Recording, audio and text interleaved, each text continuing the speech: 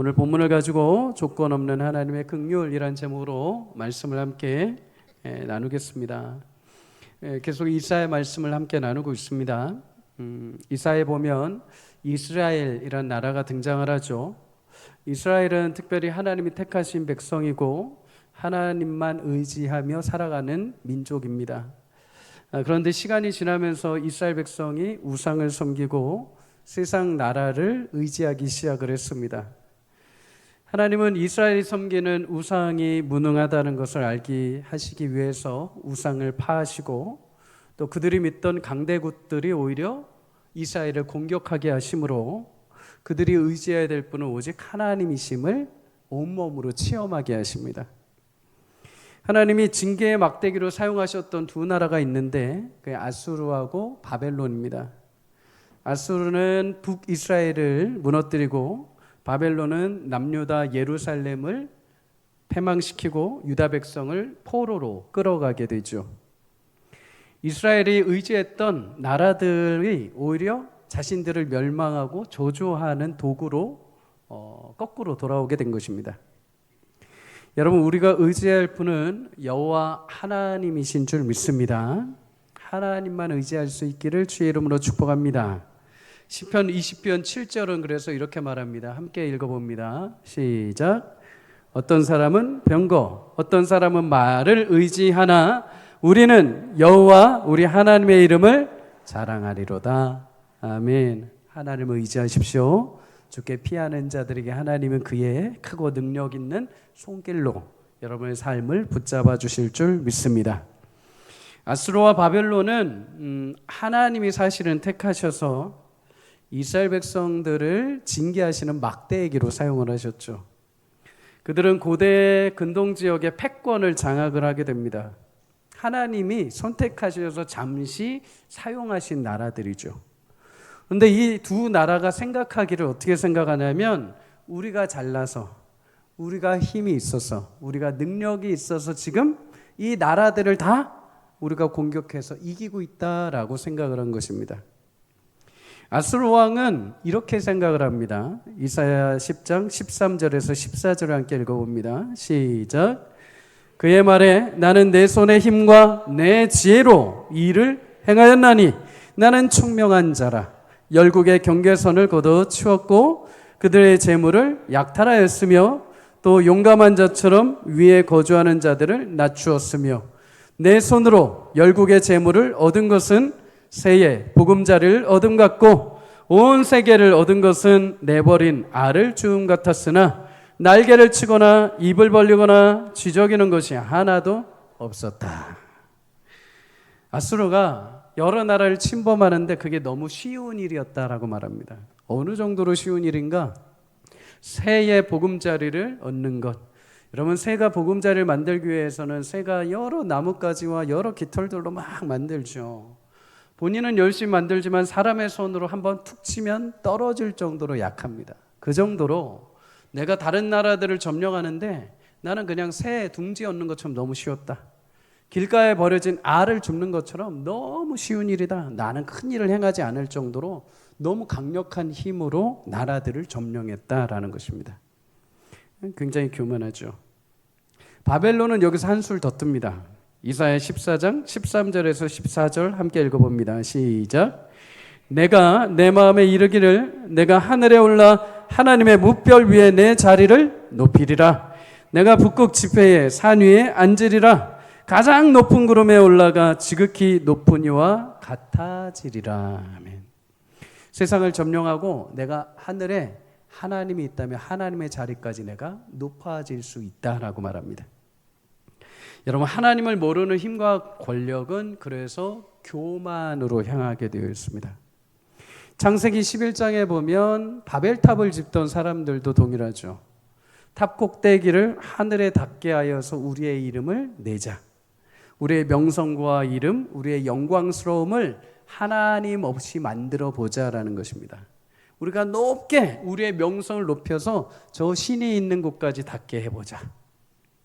아수르와 바벨론도 그렇게 자신들의 힘에 심취해서 하나님 없는 욕심과 교만함으로 이스라엘 백성들을 유다 나라를 공격하게 된 것입니다.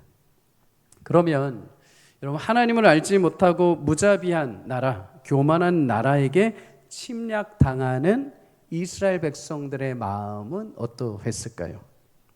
이스라엘도 하나님 앞에 죄악을 저질렀죠. 그럼에도 불구하고 아수르와 바벨론에 비해서는 그래도 괜찮죠.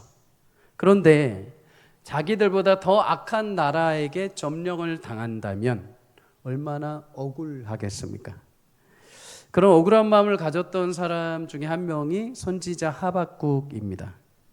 하박국은 이사야 뒤를 이어서 유대 땅의 멸망을 예언했던 선지자 중에 한 사람이죠. 특별히 하박국이 살았던 시대는 여전히 우상 숭배가 가득하고 유다 땅 안에 관료들이 부패하였고 종교 지도자들마저도 사람들이 듣기 원하는 대로 뇌물을 받고 그들에게 말씀을 전하는 부패함이 가득했습니다. 이것을 보면서 한탄하죠. 그래서 하나님께 하박국이 탄원을 합니다. 하나님, 이 유다 땅 어떻게 하려 하십니까? 이 더러움과 죄악을 보고만 계실 것입니까? 빨리 하루속히 이거를 다 끝장내시고 새롭게 해주십시오. 하나님이 하박국에게 말씀하십니다. 내가 처리할 거다. 그런데 하박국아, 놀라지 마라. 그 일을 위해서 내가 저 북방에 있는 바벨론을 들어서 너희 유다를 치게 할 것이다. 여러분, 불의가 가득한 유다의 현실을 보고 답답해했던 하박국이 하나님이 더 악한 바벨론을 데려와서 너희를 징계할 것이다 라고 말하니까 당황하게 됩니다. 지금 이 상황, 이 사회 현실도 너무나 힘든데 더 악한 바벨론을 데려와서 우리를 심판하시겠다. 그래서 하나님께 다시 탄원을 하죠. 하나님, 맞습니다. 우리가 하나님 앞에 범죄함으로 심판받아 마땅한 민족입니다. 그런데 그렇다 하여서 어찌 더 교만하고 더 무자비하고 하나님을 알지 못하는 저 추악한 바벨론을 데려와서 우리를 심판하려 하십니까? 답답한 마음에 하나님 앞에 탄원하며 기도하며 망대에 올라서 하나님의 뜻을 기다리고 있을 때 하나님이 하박국에게 답을 주십니다. 하박국아, 걱정하지 마라.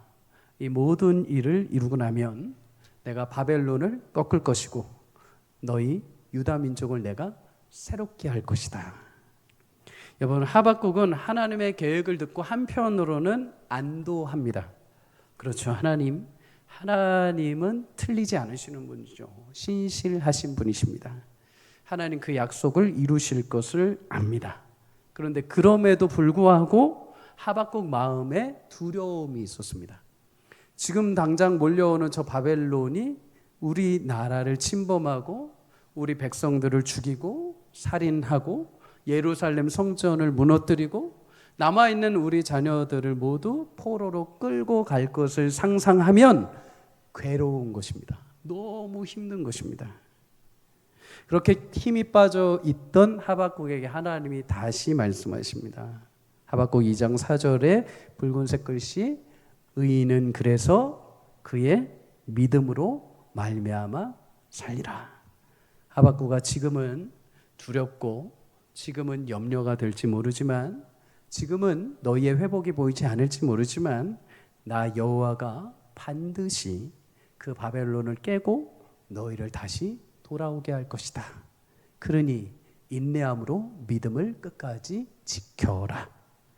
하박국 2장 14절에 그 뒤에 하나님이 이렇게 말씀하십니다. 함께 읽습니다. 시작. 이는 물이 바다를 덮은 같이 여호와의 영광을 인정하는 것이 세상에 가득할 것이다. 이 모든 일을 통해서 나 여호와를 아는 지식, 나 여호와의 영광이 물이 바다를 덮은 같이 이 모든 일을 통해서 모든 민족이 하나님의 영광을 알게 될 것이다. 여러분, 하나님은 이스라엘만의 하나님이 아니요 온 민족과 열방과 세계의 하나님 되십니다. 이스라엘 위해서 하나님은 더 악한 바벨론을 사용하셔서 이스라엘을 다시 죽게 돌아오게 하시고 바벨론을 꺾으실 정도의 능력이 많으신 하나님. 하나님은 때로는 우리 인생 가운데 귀한 주의 자녀들과 백성들을 위해서 하나님은 때로는 예기치 않은 일들을 행하십니다. 내가 좋은 일들, 또 기쁜 일들도 있지만 때로는 말도 안 되는 일들, 의롭지 못한 일들이 우리 가운데 찾아올 수도 있습니다. 근데 하나님은 그런 일들을 통해서도 하나님의 영광을 드러내시는 분입니다. 애굽의 바로가 그러했고 사울 왕이 그러했고 가룟 유다가 그러했습니다. 모두 그런 역사들을 통해서 하나님은 그의 거룩하심과 영광과 우리 인생을 향한 계획을 완성하셨습니다. 사랑하는 여러분, 우리 가운데 경험되는 여러 가지 실패, 여러 가지 부족한 일들마저도 하나님의 거룩한 역사로 만들어 가신다는 사실을 늘 기억하시기를 주의 이름으로 축복합니다.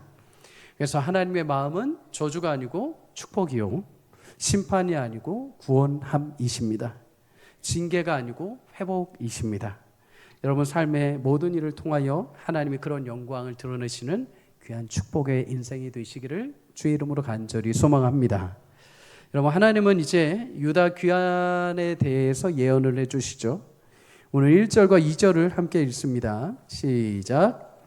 여호와께서 야곱을 긍휼히 여기시며 이스라엘을 다시 택하여 그들의 땅에 두시리니 나그네 된 자가 야곱 족속과 연합하여 그들에게 예속될 것이며 민족들이 그들을 데리고 그들의 본토에 돌아오리니 이스라엘 족속이 여호와의 땅에서 그들을 얻어 노비로 삼겠고 전에 자기를 사로잡던 자들을 사로잡고 자기를 압제하던 자들을 주관하리라. 아멘.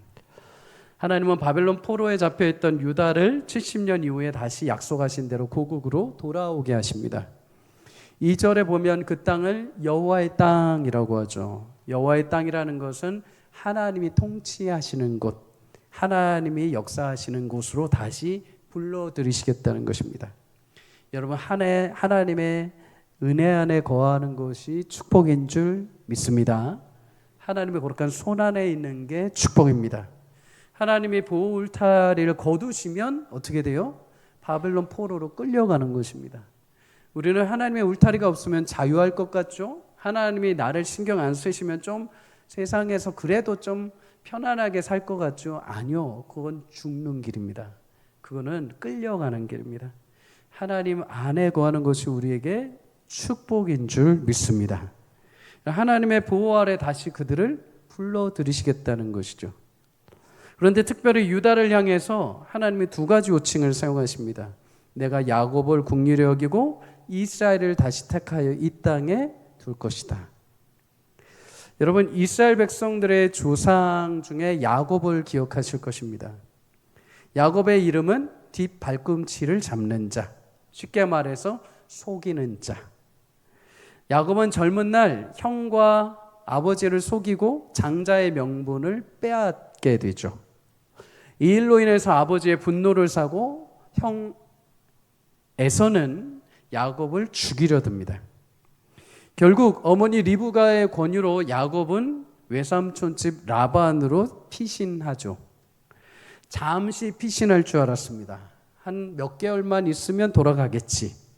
그런데 장장 20년의 세월이 걸리게 됩니다. 20년 동안 야곱은 외삼촌 라반에게 마치 노예처럼 살았습니다. 물론 하나님이 은혜 주셔서 결혼도 하고 재물도 늘어났지만 부모님이 계신 내가 태어난 고향 땅으로 돌아올 수 없었죠. 그런 야곱을 하나님은 긍휼히 여겨 주셨습니다. 창세기 31장 3절에 그래서 하나님은 그에게 찾아가셔서 내가 이제 너와 함께 할 거니까 너는 내 조상의 땅, 너의 고향 땅으로 돌아가라 라고 명령하십니다. 하나님의 명령을 받고 야곱이 고향 땅으로 돌아옵니다. 그런데 마음에 걸리는 게 하나 있죠. 형 에서입니다. 형 에서가 나를 잡기 위해서 병사들을 데리고 기다리고 있는 것이죠. 그래서 고향 땅으로 돌아가기 전 야복 강가에서 야곱은 고민을 합니다. 고민하면서 내린 결정이 자신의 모든 가축과 종들을 재산을 먼저 형에게 보내는 겁니다. 형이 이것 좀 보고 마음을 풀기를 바라는 거죠. 근데 그것도 안 됩니다. 그래서 자신의 아내들과 자녀들도 보냅니다. 형이 그래도 자신의 조카들을 보면 조금 마음이 풀리지 않을까. 근데 그럼에도 마음의 두려움이 사라지지 않습니다. 야복강에서 그는 밤을 지새웁니다. 그런데 하나님이 그를 긍휼히 여겨주시죠. 야복강에서 두려움 가운데 있는 야곱을 찾아와 주십니다. 그리고 그가 씨름을 하시죠. 씨름을 하는데 누가 이겼습니까? 야곱이 이긴 것처럼 보이죠? 하나님이 줘주셨습니다. 일부러 줘주신 것입니다. 대신에 줘주심으로 어떻게 하십니까?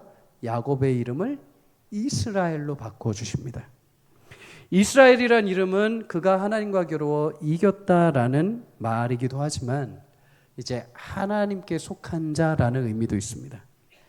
네가 그동안에 나를 떠나서 속이는 자로 살았던 삶이지만 이제 다시 내 땅에 돌아와 여호와 하나님께 붙들린 새로운 인생이 되게 하셨다는 것이죠.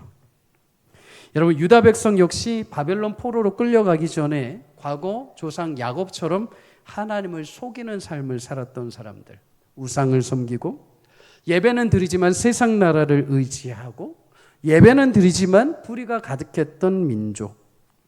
하나님은 그들을 심판하셔서 고국을 떠나 바벨론에서 70년 동안 포로 생활을 하게 하십니다. 그런데 그 포로 생활 속에서도 하나님은 그들을 향해 긍휼을 잊지 않으셨죠. 마침내 다시 그들을 돌아오게 하십니다. 그리고 그들이 돌아올 때 마치 야곱에게 새롭게 이스라엘이라는 이름을 주신 것처럼 이제 유다 백성들이 하나님의 통치 안에 새롭게 되는 이스라엘로 하나님이 불러주셨습니다. 하나님이 약속하신 고난 뒤에는 여러분 그래서 늘 언제나 새로운 일들이 준비되어 있습니다. 늘 새로움의 시작이 준비되어 있는 거죠. 바울이 그래서 고백합니다. 고린도전서 4장, 고린도후서 4장 17절 함께 읽어봅니다. 시작. 우리가 잠시 받는 환난에 경한 것이 지극히 크고 영원한 영광에 중한 것을 우리에게 이루게 함이라. 아멘. 여러분, 여러분의 지금의 시간 고난을 지나 하나님이 비교할 수 없는 영광의 자리까지 인도하심을 믿으시기를 주의 이름으로 축복합니다. 고난의 터널을 지나야 아름다운 빛을 보게 됩니다. 비가 내려야 땅이 굳게 되어 있습니다. 하나님은 그냥 십자가의 영광을 주시지 않습니다. 하나님의 백성을 이끌어 가시는데 예수 그리스도의 십자가의 그 고난의 길만큼은 아니더라도 그 고난과 불같은 시험을 통해서 연단하셔서 예수님의 자리까지 이끌어 가십니다. 여러분, 지금의 그 시간들이 결코 후회될 수 있는 시간들이 아니요, 하나님이 아름답게 빚어가시고 영광스럽게 맞이하게 하실 하나님의 찬란한 결과가 될 줄 믿습니다. 여러분, 그런데 하나님이 유다를 귀환시키시기 전에 어떤 마음을 가지셨냐? 긍휼히 여기셨다라고 말하죠. 긍휼히 여기셨다. 긍휼이란 단어는 히브리어로 라함이란 단어입니다. 마음 깊은 곳에서 불쌍히 여기는 마음.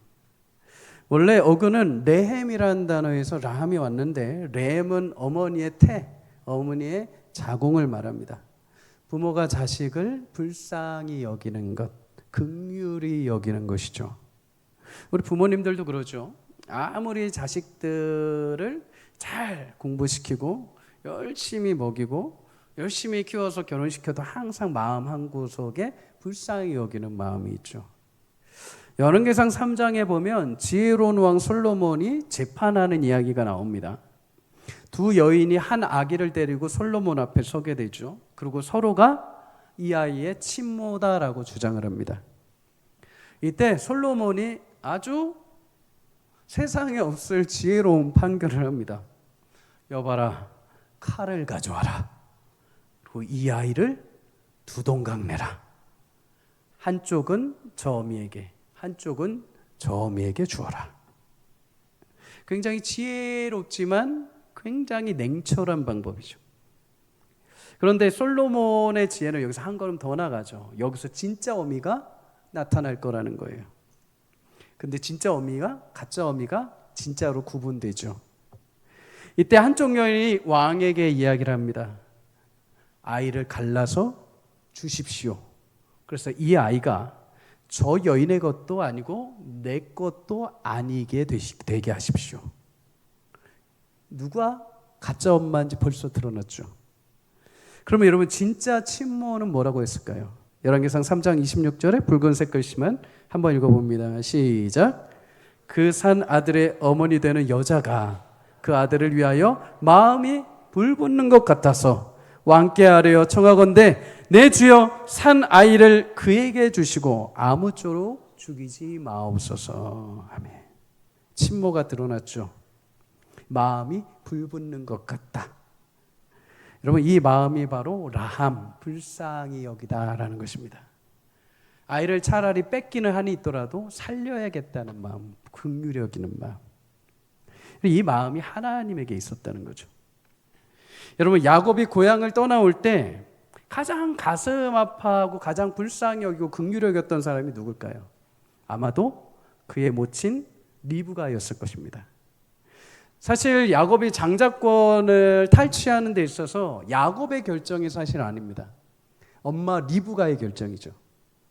엄마 리브가가 남편 이삭과 그 큰아들 에서의 얘기를 들어보니까 좀 있으면 장자의 기도권을, 축복권을 기도할 것 같은 거예요. 근데 사실 엄마 리브가는 야곱을 더 편애했거든요.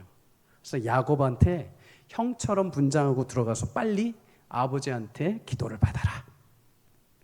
어떻게 보면 자신이 시킨 행동 하나 때문에 사랑하는 둘째 아들과 큰아들이 원수지간이 되어버립니다.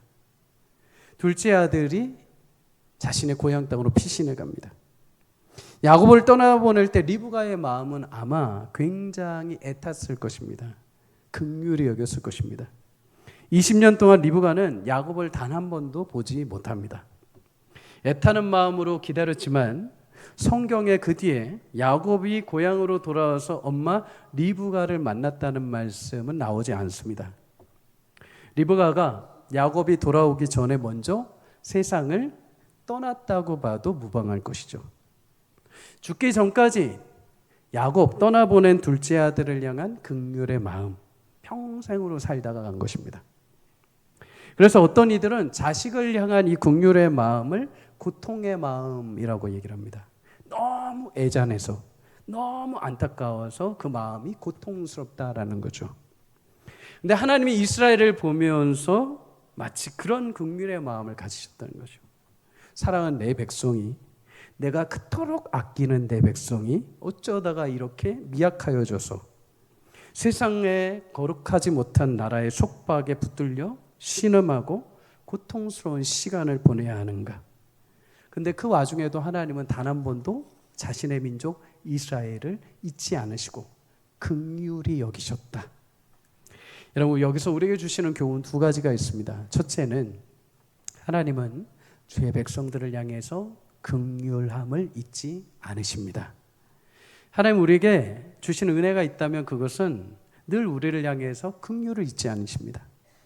하나님의 긍휼은 우리가 범죄해도, 우리가 잊어버려도, 하나님을 외면해도 포기하지 않고 끝까지 그 시선을 거두지 않으시는 하나님의 사랑이십니다.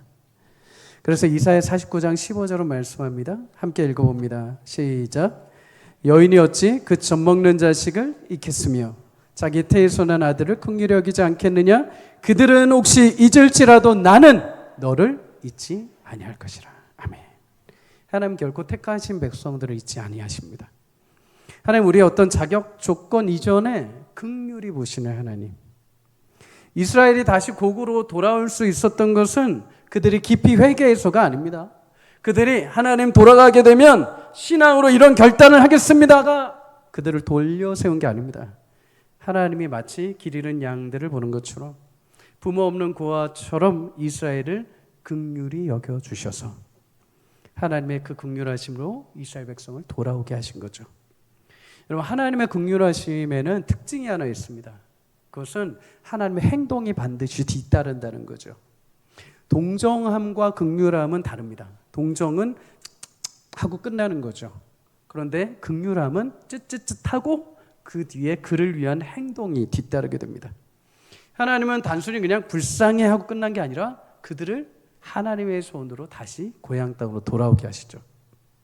우리에게도 하나님 마찬가지십니다. 시편 102편 13절에 이렇게 말합니다. 함께 읽습니다. 시작. 주께서 일어나사 시온을 긍휼히 여기시리니 지금은 그에게 은혜를 베푸실 때라 정한 기한이 다가옴이라. 아멘. 긍휼히 여길 자들에게 하나님은 정한 기한을 정하시고 그 일을 다가오게 하시는 분. 사랑하는 여러분, 이스라엘 백성들에게 그 고역과 슬픔과 곤고를 자유케 하시는 때를 허락하신 것처럼 여러분 인생 가운데도 하나님의 긍휼을 베풀어 주시고 여러분 인생에도 정한 때에 맞춰서 하나님이 자유케 하시고 회복하시는 은혜를 베풀어 주실 줄 믿습니다. 정한 때가 다가올 것입니다. 정한 기한이 이룰 것입니다. 근데 우리 마음 가운데는 그 정한 기한을 알 수 없어서 낙심하고 포기해 버릴 때가 있다는 거죠. 그러나 하나님의 긍휼은 반드시 그 뒤에 행동이 뒤따른다. 하나님 정한 기한 안에 그의 뜻을 여러분 삶에 이루실 줄 믿습니다. 여러분, 둘째로 하나님의 긍휼하심을 입은 자에게 하나님은 거룩한 역전을 이루십니다. 오늘 2절을 다시 한번 읽습니다. 시작. 민족들이 그들을 데리고 그들의 본토에 돌아오리니 이스라엘 족속이 여호와의 땅에서 그들을 얻어 노비로 삼겠고 전에 자기를 사로잡던 자들을 사로잡고 자기를 압제하던 자들을 주관하리라. 아멘. 그 땅에서 돌아와 사로잡던 자들을 사로잡고 압제하던 자들을 너희가 주관할 것이다. 다시 말해서 역전이 일어난 것입니다. 역전이. 이제 더 이상 포로가 아니요 자유자요, 심판받을 자가 아니야 하나님의 거룩한 백성이 되게 하시겠다는 거죠. 근데 여기서 특별히 주목해야 할 부분이 있습니다.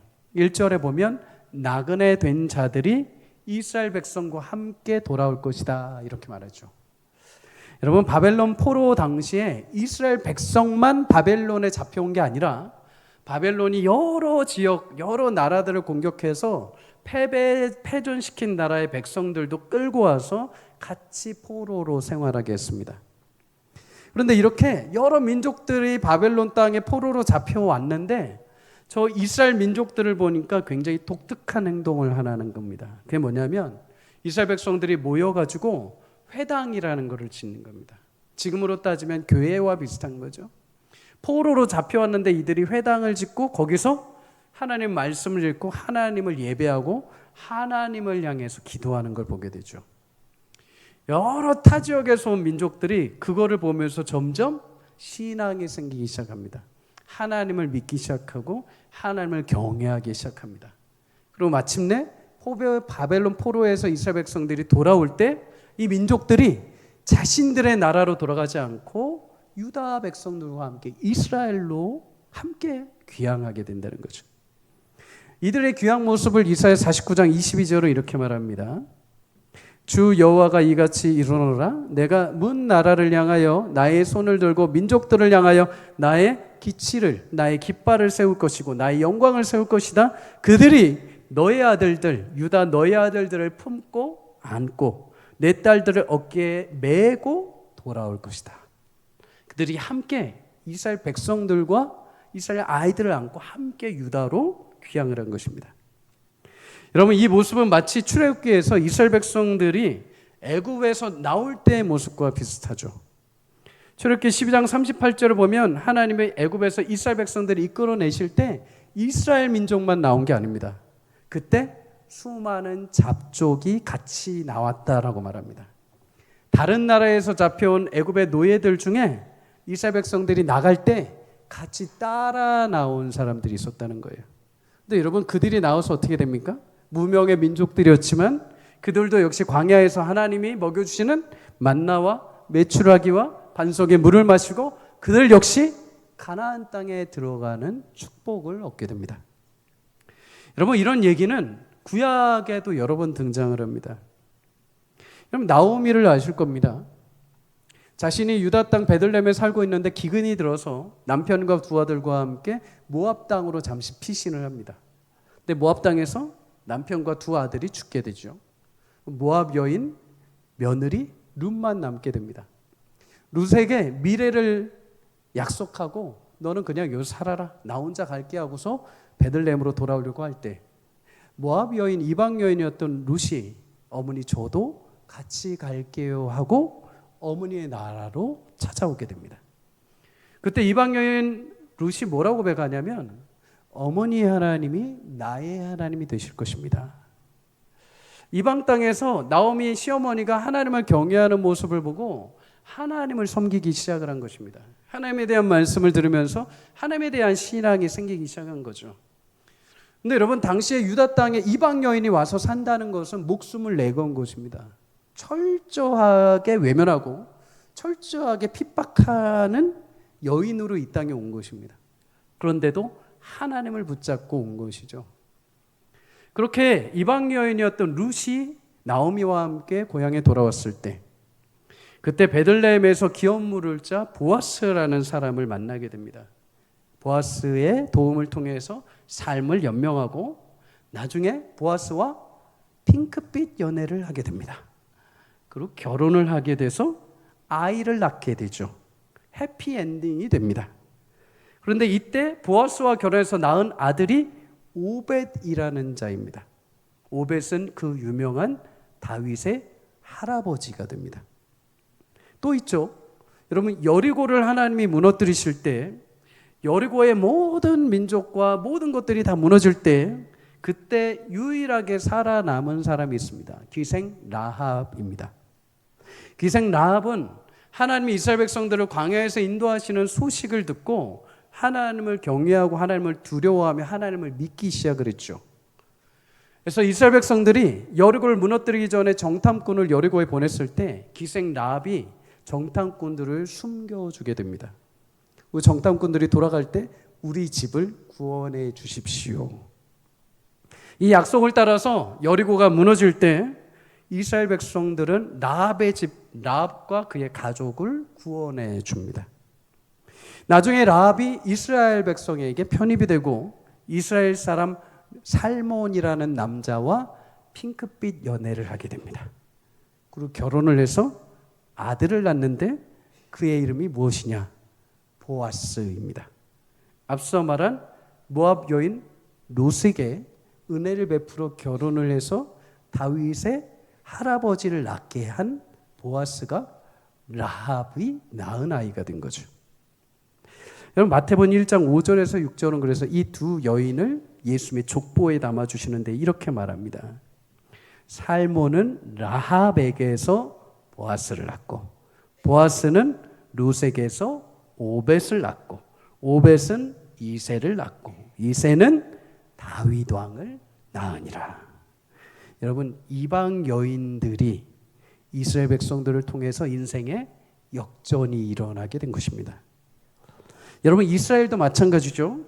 이스라엘이 하나님 앞에 범죄함으로 바벨론에 끌려가 비참한 신세가 됩니다.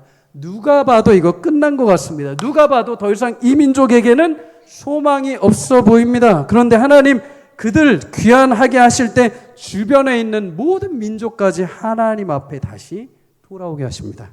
하나님의 통치하심, 하나님의 보호하심, 하나님의 인도하시는 땅으로 그들이 돌아올 때 모든 민족까지도 돌아오게 하십니다.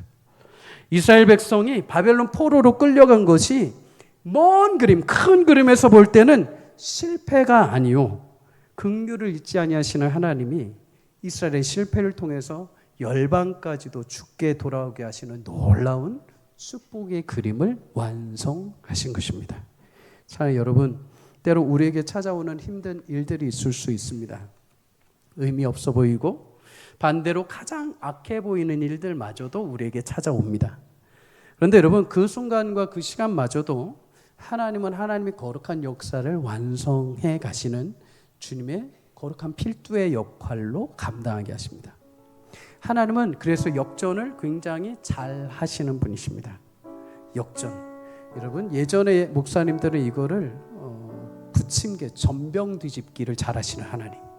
하나님 이렇게 한번 확 쉽게 뒤집으시는 분이라는 거죠. 출애굽기 12장 35절에 이스라엘 자손이 애굽을 나올 때도 역전이 되죠. 이스라엘 백성들을 겁박하던 애굽 백성들에게 하나님이 모든 금은과 폐물을 다 쓸어 가지고 나오게 하십니다. 요셉도 그렇죠. 형들에게 팔려서 애굽의 종으로 살고 끝날 것 같아 보였습니다. 그런데 시간이 지나서 어떻게 됩니까? 역전이 되죠. 애굽의 국무총리가 되고 오히려 형들과 아버지 가문을 지켜주게 됩니다. 다니엘과 세 친구들은 어떨까요? 다니엘과 세 친구들 바벨론 포로로 끌려가서 왕의 신임을 얻지만은 왕의 음식을 주지만은 왕의 음식 안 먹겠다는 겁니다. 우리는 하나님이 주신 이 식물만으로도 충분하다는 것입니다. 시간이 지나서 왕의 음식을 먹은 자들과 다니엘과 친구들을 비교했습니다. 그런데 웬걸요? 왕의 음식을 먹은 자들보다 다니엘과 세 친구들이 더 지혜롭고 더 빛이 났다라고 성경이 말합니다. 거룩한 역전이 일어나는 거죠. 여러분, 역전 중에 가장 거룩한 역전은 바로 예수 그리스도이십니다. 예수님은 십자가에 죽으심 당하지만은 하나님은 그를 높이셔서 모든 무릎이 그 앞에 꿇게 하시고 거룩한 영광스러운 구원의 완성을 이루셨습니다. 하나님은 낮은 자를 높이시고 높은 자를 낮추시기도 하시는 하나님, 죽은 자를 살리기도 하시고 산 자를 죽이기도 하시는 하나님, 얼마든지 하나님은 그 삶을 뒤집고 역전하시는 하나님. 사랑하는 여러분, 우리 삶의 거룩한 삶과 현실 속에 일어나는 모든 일들을 하나님은 바꾸시는 분이십니다. 내 실패와 나의 지은 죄와 나의 모든 죄책감마저도 하나님이 그것을 거룩하게 만드시는데 쓰임받게 하셔서 하나님의 일을 이루어내실 줄 믿습니다. 물론 내 삶에 여러 일들이 있습니까? 내 삶에 곤고하고 내 삶에 바벨론 포로와 같은, 바벨론 땅에 사는 것 같은 어두움이 있습니까? 하나님 그 일들마저도 하나님 정한 기한 때에 하나님이 거룩하게 역전하셔서 하나님이 그 일들을 통하여 주의 영광을 물이 바다 덮음같이 여러분 삶에 충만하나님의 살아계심을 드러나게 하실 것입니다. 그리고 그들이 돌아오게 될 때 시편에 보면 눈물로 씨를 뿌리는 자는 기쁨으로 단을 걷고 돌아오게 되리라. 그 말씀의 의미가 그거죠. 고난 가운데 70년의 포로 생활을 하고 돌아오지만 마침내 기쁨으로 그 단을 걷는 것. 여러분의 지금의 어둠과 슬픔과 눈물을 하나님이 기쁨의 찬송으로 바꿔 주실 것입니다. 그 하나님을 신뢰함으로 한 주 동안의 여러 일들과 상황에서도 굽이치는 일들 속에서도 완성하신 하나님을 신뢰함으로 긍휼히 여기시는 하나님을 바라보고 승리하는 저와 여러분이 되시기를 주의 이름으로 간절히 축복합니다.